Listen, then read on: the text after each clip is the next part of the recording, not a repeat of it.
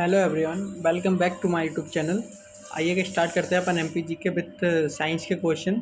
तो एक कोटेशन के साथ करते हैं कि हम्म, जैसे न दुख न तकलीफ तो क्या खाक मचा है जीने में, बड़े बड़े तूफान मिट जाते हैं जब आग लगी हो सीने में। तो अपन क्या एक जुनून होना चाहिए लाइफ में कुछ करने के लिए। और दुख तकलीफ तो क्या है, आते रहते हैं लाइफ में। समस्याओं का आना पार्ट ऑफ लाइफ। इन समस्याओं से लड़के इनकी खोपड़ी में छेद करना, ये है आर्ट ऑफ लाइफ, जीवन जीने की कला। तो आइएगा स्टार्ट करते हैं अपन। केंद्र सरकार द्वारा घोषणा की दो भारतीय समुद्री तट मानकी और यूएनडी यूनाडी समुद्री तट और एवं अंतर्राष्ट्रीय इको लेवल ब्लू फ्लैग प्राप्त हुआ। तो ये किस में हुआ था? ये हुआ था कदम समुद्र तट में। ये क्या? ब्लू फ्लैग कदम समुद्र तट में। 1929 में दिल्ली में विद्यार्थियों को यूथ लीग की स्थापना की। तो ये कब हुई थी? ये 1929 में स्थापना टीकाराम पालीवाला ने करी थी। अदृश्य निर्यात का अर्थ है निर्यात सेवा। तो अदृश्य निर्यात का है किससे? अदृश्य निर्यात का अर्थ क्या है? तो जो सेवाएं रहती हैं वो क्या अदृश्य निर्यात में आती हैं। किस यात्रा ने मध्यकाल में भारत में प्रचलित डाक प्रणाली का विस्तार से वर्णन किया? तो जो इब्न बतूता था, इसने डाक प्रणाली का व्यवस्थित रूप से वर्णन किया। ठीक है। बंगाल में ग्रामीण समाज स्थायी बंदोबस्त का परिणाम क्या था? तो जो जटारों के रूप में जोते जाने वाले अमीर किसान एक समूह गांव में अपनी स्थिति को सबूत करने में सफल रहते थे। ठीक है। और रंगोली बिहू आसाम का प्रमुख त्योहार है। ये एक महोत्सव मनाया जाता है। तो ये कहाँ मनाया जाता है?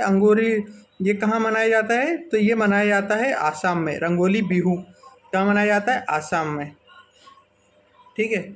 और ये कौन से महीने में मनाया जाता है? तो ये मनाया जाता है अप्रैल के महीने में। रंगोली बिहू अप्रैल के महीने में मनाया जाता है। जवाल सागर जल विद्युत परियोजना किस नदी पर है? तो ये जवाल सागर ये क्या है? चंबल नदी पर है। तो थोंगटा एक मार्शल आर्ट है। ये थोंगटा एक मार्शल आर्ट है। ये किस राज्य से जुड़ा है? तो जो मणिपुर है इस राज्य से जुड़ा है। और मणिपुर में अभी हिंसक घटनाएं भी हो रही हैं, लड़ाई दंगे वगैरह चल रहे हैं वहाँ पे। द नेशनल वाइस अचीविंग गोल मार्च अगस्त 1947 पुस्तक के लेखक कौन है? तो इसके लेखक हैं एम ए जिन्ना किसके हैं? The national wines. ठीक है, एम जिन्ना। भारत के राज्य में सर्वत्र अभद्र संरक्षण का अधिकार भारतीय संविधान के अंतर्गत है। ये एक मूल अधिकार है। तो आर्टिकल 21(9) है, इसके अंतर्गत ये एक अधिकार है जो क्या है? राज्य के अधिकार भारतीय संविधान का है। उपभोक्ता कार्यालय में विभाग में जुलाई 2022 में उपभोक्ता अधिकार सशक्ति के लिए एक शुभंकर लॉन्च किया। तो जो जागो ग्राहक जागो ने क्या है 2022 में एक शुभंकर लॉन्च किया था, जागो ग्राहक जागृति। एफडीआई का पूर्ण रूप क्या है? तो एफडीआई का पूर्ण रूप है विदेशी प्रत्यक्ष निवेश। एफडीआई का क्या पूर्ण प्रत्यक्ष रूप है? विदेशी प्रत्यक्ष निवेश। 2022 में दिसंबर में भारतीय रेलवे राज्य ने केंद्र शासित प्रदेश में भारत की सबसे लंबी रेलवे टनल का निर्माण किया। तो जो कहाँ है? केंद्र शासित प्रदेश में जम्मू कश्मीर में, जिसे क्या कहे जाते हैं? स्कोप टनल कहाँ है? जम्मू कश्मीर में। निम्नलिखित में से कौन सा भारतीय रिजर्व को मौद्रिक नीति का संसाधन नहीं है? तो जो वस्तु एवं सेवा कर है वो मौद्रिक नीति का संसाधन नहीं है। वस्तु एवं सेवा कर जीएसटी। नीति NITTI का पूर्ण रूप क्या है? तो national institute for transforming India, ये इसका पूरा फुल फॉर्म है। नीति का फुल फॉर्म क्या है? NITI का पूर्ण रूप क्या है? National institution for transforming India.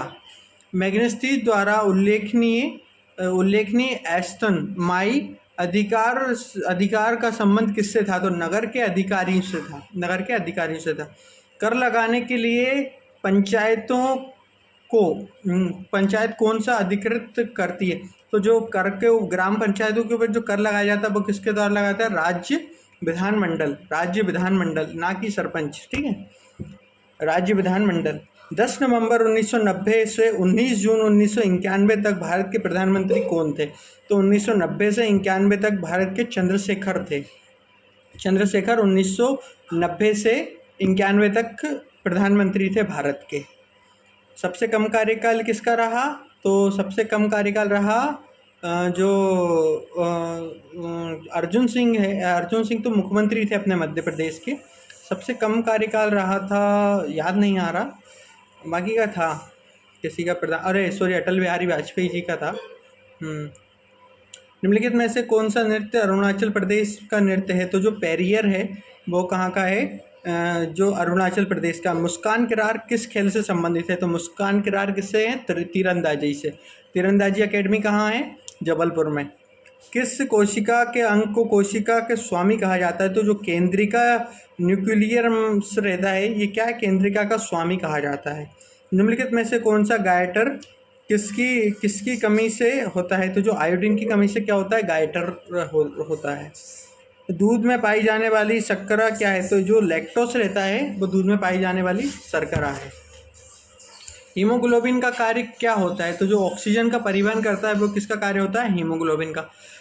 चावल में पॉलिश के किस विटामिन का क्षार्य होता है? तो जो विटामिन B1 रहता है इसका क्षार्य होता है। जो पॉलिश वाले चावल खाने से विटामिन B1 का क्षार्य होता है। श्वसन का पहला चरण ग्लूकोज का विखंडन होता है। तो जो श्वसन का पहला चरण कार्बन डाइऑक्साइड रहता है, जिसका कारण क्या है? क्षरण होता है। अर्धसूत्री विभाजन फूल के किस भाग में होता है? तो जो परागजनक कोशिकाएं रहती हैं उनमें इसका क्या होता है? विभाजन होता है। निम्नलिखित में से कौन सा कार्बन अम्ल पालक में पाया जाता है? जो ऑक्सीमैलिक रहता है वो क्या पालक में पाया जाता है? ऑक्सीमोलिक। ठीक है। गुब्बारे में कौन सी गैस भरी जाती है? तो हीलियम गैस भरी जाती है, जो सबसे हल्की गैस रहती है। खाने के डिब्बे में जब टीन का लोपन किया जाता है तो जिंक से क्या टीन में तुलना में महंगा होता है? तो ये क्या, टीन की तुलना में जिंक अधिक अक्रियाशील होता है, इसलिए क्या इसका प्रयोग किया जाता है खाने के डिब्बे में। इलेक्ट्रॉन की पहचान सबसे पहले देश के द्वारा की गई। तो जो इलेक्ट्रॉन की पहचान सबसे पहला जे थॉमसन के द्वारा की गई थी। लोहा धातु पर जंग लगने के लिए निम्नलिखित में से कौन सा आवश्यक है? तो ऑक्सीजन और नमी दोनों से ही क्या लोहे में जंग लग जाती है। मनुष्य की क्षण क्षमता कितनी होती है? तो जो 20,000 से 20,000 हर्ट्ज तक होती है मनुष्य की जो सुनने की क्षमता होती है वो होती है। एक फ्यूज तार कहाँ लगाया जाता है? तो जो विद्युत तार रहते हैं उनमें क्या फ्यूज तार लगाया जाता है। देश को एक अपसारी दर्पण भी कहा जाता है। तो जो उत्तल दर्पण रहता है उसे अपसारी दर्पण भी कहा जाता है। एक अपसारी दर्पण भी कहा जाता है। तो जो उत्तल दर्पण रहता है उसे अपसारी दर्पण भी कहा जाता है। भारत के मुख्य भूमि का तटीय भाग की लंबाई कितनी है? तो भारत के तटीय भूमि की लंबाई है 6161। ठीक है। चीन की सीमा से भारत के केंद्र शासित प्रदेश के कितने राज्यों के साथ सीमा लगता है? चीन के साथ भारत की 5 राज्य हैं जो उनके साथ केंद्र शासित प्रदेश से सीमा लगाता है। विश्व का सबसे बड़ा नदी द्वीप कौन सा नदी पर है बनता है? तो जो ब्रह्मपुत्र है उस पर भारत का सबसे बड़ा नदी द्वीप बनता है। ठीक है। ब्रह्मपुत्र नदी किसके दर्रे से होकर भारत में प्रवेश करती है? तो ये क्या यंगपा दर्रा है, इससे क्या होकर गुजरती है। जो ब्रह्मपुत्र नदी भारत में प्रवेश करती है यंगपा दर्रा से। निम्नलिखित में से कौन सी झील को दुनिया का एकमात्र तैरता हुआ राष्ट्रीय उद्यान है? तो जो तैरता हुआ राष्ट्रीय उद्यान का है लोटक झील। ठीक है। लोटक झील एक ऐसी है जहाँ पे तैरता हुआ राष्ट्रीय उद्यान है। निम्नलिखित में से कौन सा तटीय राज्य भारत में औसत समुद्र तल नापने के लिए है? तो जो चेन्नई का है वो औसत समुद्र तल नापने के लिए बंदरगाह है।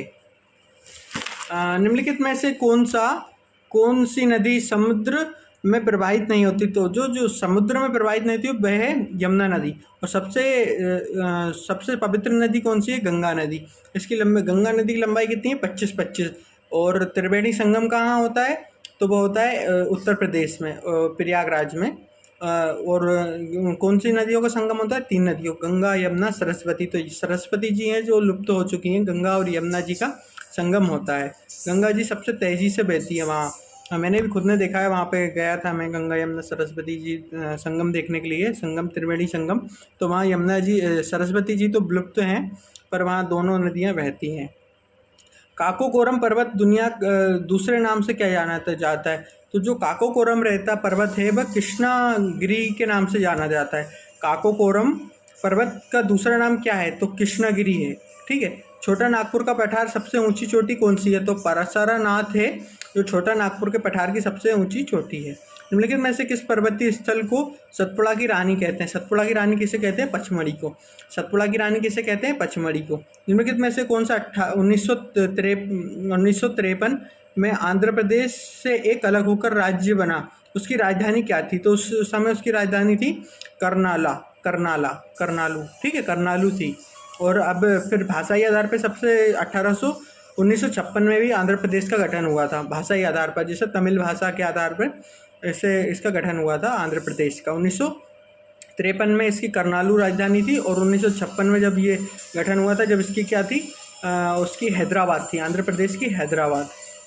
निम्नलिखित में से कौन सी पर्वत श्रृंखला उत्तर एवं दक्षिणी को आपस में अलग करती है? तो जो विंध्याचल रहता है वो आपस में अलग करती है। निम्नलिखित में से कौन सा भारत का एक ऐसा पड़ोसी राज्य है जो थल जल दोनों से सीमा साझा करते हैं? तो वो 3 है, पाकिस्तान, बांग्लादेश और म्यांमार, जो हैं भारत पाकिस्तान के साथ थल और जल दोनों के साथ सीमा साझा करते हैं।